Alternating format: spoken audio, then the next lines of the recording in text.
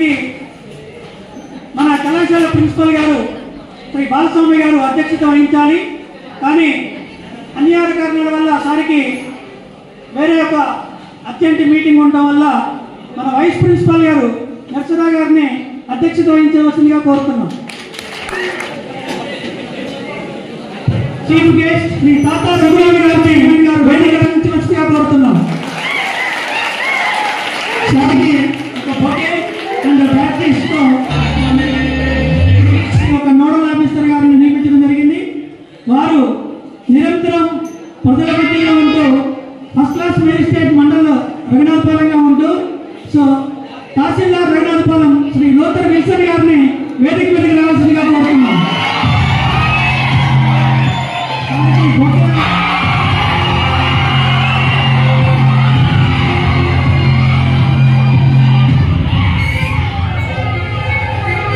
School vice principal Shri Srinivas గారిని వేదిక రావాల్సిందిగా కోరుతున్నాం.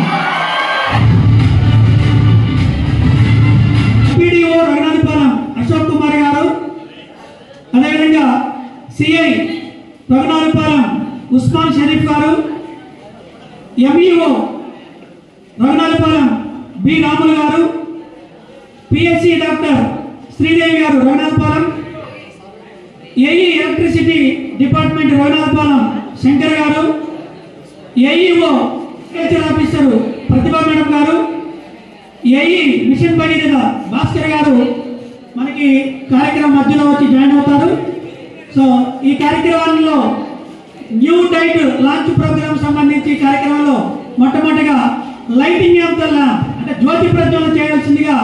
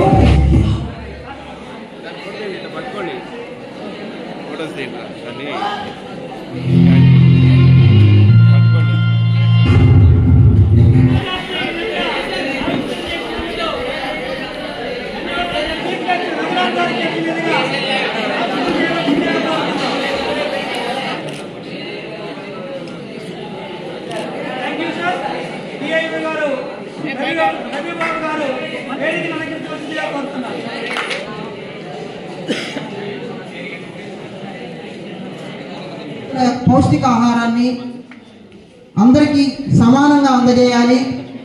పెరిగిన ధరలకు అనుగుణంగా మరి డైట్ ఛార్జెస్ పెంచాలి అనేటువంటి సదుద్దేశంతో మరి ప్రజల కోరిక, విద్యార్థుల ఆకలి బాధలను అర్థం చేసుకొని మరి 7 సంవత్సరాల తర్వాత 40%ని డైట్ ఛార్జెస్ని ఇంక్రీజ్ చేశారు.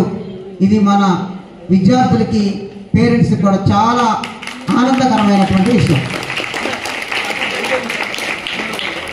ఎందుకంటే మనం చూస్తూ ఉన్నాం ఒక పూటకే మరి ఎంతో దాదాపు 50-60 రూపాయలు పెట్టినా కూడా భోజనం రాని రోజులు. ఈ పరిస్థితిలో మరి పాత డైట్కి అనుగుణంగా మనం విద్యార్థులకి పెన్షన్లు పెట్టలేము. తద్వారా న్యూట్రియంట్ ఫుడ్, పౌష్టికరమైనటువంటి ఆహారాన్ని అందించలేకపోతున్నారు. సో దాన్ని మరి ఈ విధంగా మరి ప్రభుత్వం అర్థం చేసుకొని పిల్లల భవిష్యత్తు కోసం, ఎందుకంటే పిల్లలు ఆరోగ్యంగా ఉంటేనే రేపటి పౌరులు, సమాజం కానీ దేశం కానీ ఆరోగ్యంగా ఉంటుంది. చిన్నప్పటి నుంచే మన అనారోగ్యంతో ఉంటే అనారోగ్యంగా ఉన్నటువంటి వ్యక్తులకు దేశానికి ఉపయోగపడలేరు. సో దాన్ని దృష్టిలో పెట్టుకొని మన ప్రభుత్వం మనకి మంచి సదుపాయాన్ని కలగజేసింది. అలాగనే ఒక డైట్ ఛార్జెసే కాదు, కాస్మోటిక్ ఛార్జెస్ అంటే ప్రతి నెల అమ్మాయికి 75 రూపాయలు ఇచ్చేవాళ్ళు గతంలో, ఇప్పుడు దాన్ని 200 రూపాయలు పెంచేశారు. అంటే 200%.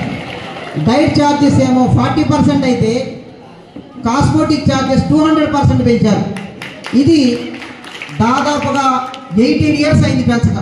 18 సంవత్సరాలు అయింది కాస్మెటిక్ ఛార్జెస్ పెంచగా. మరి 18 సంవత్సరాల తర్వాత మనకి ఆ కళ నెరవేరింది. ఎందుకంటే పిల్లలకి కాస్మెటిక్ ఛార్జెస్ అంటే సబ్బులు కానీ నూనె కానీ మరి ఇవన్నీ చాలా కాస్ట్లీ అయిపోయినాయి. మరి ఆ కాస్ట్లీ అయినటువంటి వాటితోటి ఈ కాస్మెటిక్ ఛార్జెస్ పెంచకపోతే చాలా ఇబ్బంది అవుతుందని ప్రభుత్వం ఆలోచించి ఈ కాస్మెటిక్ ఛార్జెస్ కూడా పెంచడం జరిగింది. సో వీటన్నిటిని మనం దృష్టిలో పెట్టుకొని విద్యార్థులందరూ తమకిచ్చినటువంటి అవకాశాలను సద్వినియోగం చేసుకోవాలి. తద్వారా వాళ్ళ యొక్క ఎడ్యుకేషన్ ఇంప్రూవ్ చేసుకోవాలి. మెయిన్ ఇక్కడ సార్ 33 జిల్లాల విద్యార్థులు ఉన్నారు. ఎందుకంటే ఇది ప్రతిభా కళాశాల పాఠశాల. 2 సార్లు ఎంట్రన్స్, ఒక డివిజన్ స్థాయిలో ఒకటి, స్టేట్ వైజ్ ఎంట్రన్స్ ఒకటి, 2 ఎంట్రన్స్లతో ఫిల్టర్ చేయబడి ప్రత్యేకంగా ఇక్కడ 8th నుంచి IIT foundation, 8th, 9th, 10th IIT foundation. ఈ ఐఐటి ఫౌండేషన్ తోటి మాకు రాజేంద్ర నగర్ హైదరాబాద్లో ఎస్ఓఈ కళాశాల ఉంది. అది టాప్ కాలేజ్ అన్నమాట. అక్కడికి మన పిల్లలు దాదాపుగా 50% పిల్లలు మన పిల్లలు, స్టేట్లో 50% మన స్కూల్ పిల్లలు అక్కడ సెలెక్ట్ అవుతుంటారు. ఇది చాలా గర్వించదగినటువంటి విషయం. ఆ విధంగా మన దగ్గర విద్యార్థులకి కోచింగ్ ఇవ్వడం జరుగుతుంది. కాలేజీలో చదువుకుని వచ్చినవాడిని. ఏపీఆర్జేసీ నాగార్జున సాగర్లో నేను ఇంటర్మీడియట్ చదువుకుని వచ్చాను. అంటే రెసిడెన్షియల్ సిస్టమ్ ఎలా ఉంటుంది, అక్కడ ఉన్నటువంటి అధ్యాపకుల కమిట్మెంట్ ఎలా ఉంటుంది, అక్కడ భోజనం ఎలా ఉంటుంది మాకు తెలుసు. అంతకుముందు మనకు మెస్ ఛార్జెస్ తక్కువగా ఉండటం వల్ల కొంత డైట్లో తేడా వచ్చింది. కానీ ఈ మధ్యకాలంలో ఈ 1 month మేమందరం కూడా డిస్ట్రిక్ట్ ఆఫీసర్స్ అందరూ విజిట్ చేస్తున్నాం. ప్రతి ఒక్క హాస్టల్స్, స్కూల్స్ విజిట్ చేస్తే చాలా వరకు 98% ఇంప్రూవ్ అయింది. రైస్ క్వాలిటీలో కావచ్చు, వెజిటేబుల్స్ క్వాలిటీలో కావచ్చు, దాల్. ఈ మధ్యకాలంలో మన ఎడ్యుకేషన్ కమిషనర్ గారు ఆకునూరు మురళి గారు కూడా వచ్చారు మన ఖమ్మం జిల్లాకి. ఆయన అమ్మడి కూడా మేము వెళ్ళి తిరగడం జరిగింది. సార్ కూడా మంచిగా హ్యాపీగా ఫీల్ కావడం జరిగింది. అంటే మన కలెక్టర్ గారు తీసుకున్నటువంటి డెసిషన్, మీకు నిజంగా చెప్పాలంటే ఇక్కడ పేరెంట్స్ కూడా ఉన్నారు. ఒక విషయం చెప్తాను. మన కలెక్టర్ గారు మున్సిపల్ ఖాన్ సారు ఎప్పుడైతే మన ఖమ్మం జిల్లా కలెక్టర్ గారు రాగానే డిస్ట్రిక్ట్ ఆఫీసర్స్ అందరూ కూడా ఎవ్రీ వెడ్నెస్డే ప్రతి ఒక్క స్కూలు, కళాశాలలో, రెసిడెన్షియల్ స్కూల్కి విజిట్ చేసి అక్కడ భోజనం చేయాలి. దానివల్ల నిజంగా చెప్తున్నాను, ఇప్పుడు వరకు అన్ని స్కూళ్ళలో, అన్ని రెసిడెన్షియల్ స్కూల్స్లో కూడా మంచి ఆహారం దొరుకుతుంది, నీట్నెస్ ఉంటుంది, డ్రింకింగ్ వాటర్ మంచి మంచి డ్రింకింగ్ వాటర్ ఇస్తున్నారు, టాయిలెట్స్ ఉంటున్నాయి. ఇవన్నీ కూడా మన కలెక్టర్ గారి యొక్క చొరవ వలన జరుగుతున్నాయి.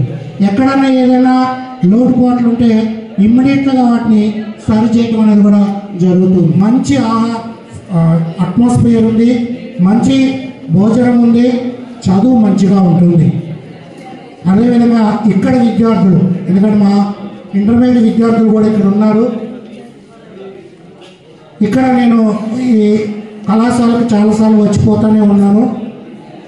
చాలామంది ఐఐటి ర్యాంక్స్ వచ్చినటువంటి విద్యార్థులు ఇక్కడ ఉండడం జరిగింది. కాబట్టి వాళ్ళందరికీ కూడా మన ఇంటర్మీడియట్ బోర్డు తరఫున అభినందనలు తెలియజేస్తున్నాను. అదేవిధంగా 10th క్లాస్ రిజల్ట్ కూడా ఇక్కడ ఎక్కువగా ఉంటుంది, 10/10. విద్యా సంస్థ చాలా ఆరోగ్యకరంగా, ఆనందంగా, ఆహ్లాదంగా ఉన్నదంటే దానికి కారణం ఇక్కడ ఉన్న అధ్యాపకులు మరియు వారికి అన్ని విధాలా సహకరిస్తున్న విద్యార్థుల యొక్క తల్లిదండ్రులు. మేము కూడా చదువుకున్నాం. ఇక్కడ ఉన్న విద్యార్థులందరూ కూడా మా యొక్క పిల్లల వయసు ఇంకా చిన్నోళ్ళే.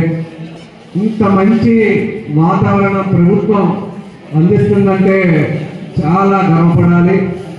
ఎక్కడో మారుమూలలో ఉన్న గిరిజన తండాల్లో ఉన్న విద్యార్థుల్ని స్థానబట్టి వారి యొక్క ప్రతిభను మెరుగుపరిచి వారిని దేశంలో ఉన్నతమైన భావి భారత పౌరులుగా తయారు చేయడానికి రాష్ట్ర ప్రభుత్వం కంకణం కట్టుకోవటం అనేది చాలా ఆనందకరమైన విషయం. ఖమ్మం జిల్లాలో ప్రతి మండలంలో, ప్రతి మారుమూల గ్రామంలో ఈ యొక్క పాఠశాలలు నెలకొల్పినప్పుడే వారి యొక్క జీవన ఆశయం మీ మనసులో ఉన్నప్పుడు నిద్రపట్టకుండా ఆశయం సాధించడానికి ఒక కఠోరమైన శ్రమతోనే మీరు శ్రమించండి. మీకు ఈ యొక్క అధ్యాపకులు కూడా ఎంతో ప్రతిభ గల వాళ్ళు. 33 జిల్లాల నుంచి ఇక్కడ చదువుకుంటున్నారంటే స్థానబట్టిన విద్యార్థులు ఇక్కడ ఉన్నారు. వారికి చదువు చెప్పే అధ్యాపకులు కూడా ఎంతో ఉన్నతమైన ప్రతిభతోనే మీకు చదువు చెప్పడానికి 24 గంటలు కూడా మీకు అందుబాటులో ఉన్నారు. ఇది చాలా సంతోషం. ఇంకోటి ఏంటంటే అబ్దుల్ కలాం గారు కూడా ఈ సౌకర్యాలు అనుభవించలేదు. డాక్టర్ బాబాసాహెబ్ అంబేద్కర్ గారు కూడా మీకున్న సౌకర్యాలు అనుభవించలేదు. వారికి కనీస సౌకర్యాలు లేవు. ఇంట్లో లైట్ లేదు, తినడానికి భోజనం లేదు. వీధి లైట్లలో చదువుకున్నారు, పేపర్ వేసి చదువుకున్నారు. కానీ ఇలా ప్రపంచంలోనే ఉన్నతమైన వ్యక్తిత్వం గల, ఉన్నతమైన గౌరవించదగ్గ వ్యక్తుల్లో వారు మొదటి స్థానంలో ఉన్నారు. అంటే దానికి కారణం వారు ఒక ఆశయం పెట్టుకున్నారు, నా దేశం, నా ప్రజలు. ఈ కాలేజీ గురించి చెప్తా ఉంటే చాలా సంతోషంగా ఉంది. ఏ కాలేజీలో కూడా ఇంత ఐఐటి సీట్లు, ఎంబీబీఎస్ సీట్లు రావాలని చెప్పారు. మనకి చదువు, అదేవిధంగా ఆరోగ్యంతో పాటు మనకి ముఖ్యంగా కావాల్సింది ఏంటంటే డిసిప్లిన్ చాలా ముఖ్యమైన అవసరం. మన భారతదేశం ఈరోజు ప్రపంచ దేశాలతో పోటీ పడుతుంది. ఎక్కడ చూసినా భారతీయులే మంచి మంచి ఉద్యోగాలు చేస్తున్నారు ప్రపంచంలో. మీ అందరికీ తెలుసు, అమెరికా దేశంలో కూడా ఈ మధ్య కాలంలో ట్రంప్ విజయం సాధించాడు ప్రెసిడెంట్ గారు, మీ అందరికీ తెలుసు. ఆ ట్రంప్ ఏర్పాటు చేసే ప్రభుత్వంలో కూడా మన భారతీయులే అందులో ప్రధానంగా ఉన్నారు. ఫెడరల్ బ్యూరో ఆఫ్ ఇన్వెస్టిగేషన్ అని, అదేవిధంగా అనేకమైన ముఖ్య కార్యక్రమాలు. మన ఎలాన్ మస్క్ కూడా మీకు తెలుసు, ఎలాన్ మస్క్తో పాటు పనిచేయడానికి కూడా మన భారతీయుల్ని అక్కడ ట్రంప్ గారు పెట్టుకోవడం జరుగుతూ ఉంది. కాబట్టి దీన్ని బట్టి మన భారతదేశంలో ఎంత డిసిప్లిన్కి పేరు పొందిందో ప్రపంచ దేశాలన్నీ కూడా గుర్తించాయి. అటువంటి డిసిప్లిన్నే మీరందరూ కూడా కొనసాగించి ఈ స్కూల్కి ఇంకా మంచి పేరు తేవాలి. ఇందాక వైస్ ప్రిన్సిపల్ చెప్పినట్టు 180కి 160 కాదు, ఖచ్చితంగా 180కి 180 మీరు తప్పకుండా తీసుకొస్తారనే గొప్ప నమ్మకం మా అందరిలో ఉంది. అటువంటి కృషి మన ఉపాధ్యాయులందరూ కూడా మీకు చేస్తున్నారు. మీరు ఇదే విధంగా మీ విద్యని కొనసాగిస్తూ చక్కని ఉద్యోగాలు చేసి మన దేశానికి, అదేవిధంగా ఈ యొక్క రఘునాథ్ భవన్లో ఉన్నటువంటి స్కూల్కి కూడా మీరందరూ మంచి పేరు తీసుకురావాలని మరొక మారు ఈ అవకాశం ఇచ్చినటువంటి వైస్ ప్రిన్సిపల్ గారికి, ఇతర సిబ్బంది అందరికీ కూడా నాకు ధన్యవాదాలు తెలియజేసుకుంటున్నాను. Thank you. విద్యా వస్త్రేణ వపూచ కర్మేణ వినియమనొస్సంగం. విద్య ఉండాలి, మనం వేసుకున్న బట్టలు కరెక్ట్ ఉండాలి, మనం మాట్లాడే మాటలు కరెక్ట్ ఉండాలి, మనం చేసే పనులు కరెక్ట్ ఉండాలి. 4 పావులాలు కలిస్తేనే 1 రూపాయి అవుతుంది.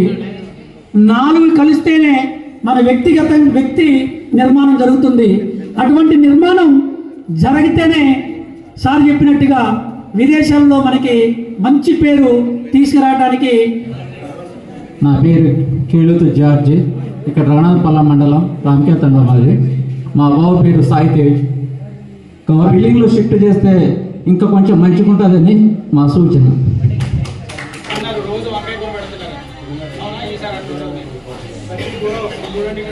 చికెన్ కర్రీ చేసేవాళ్ళకి మీల్ మేకర్ వస్తాయి, క్యారెట్ కర్రీ, ఇక్కడ కందగడ్డ కర్రీ, బెండకాయ కర్రీ, మటన్ కర్రీ, అట్లా అన్ని కర్రీలు ఉన్నాయండి. ఓకేనా?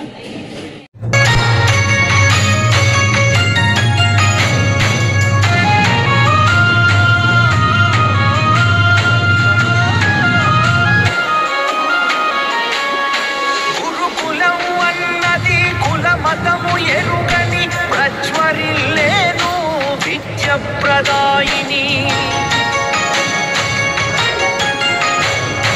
గురుకులం అన్నది కుల మతము ఎరుగని తల్లి ఒడి నుంచెను, నాన్నలా పెంచెను, అన్న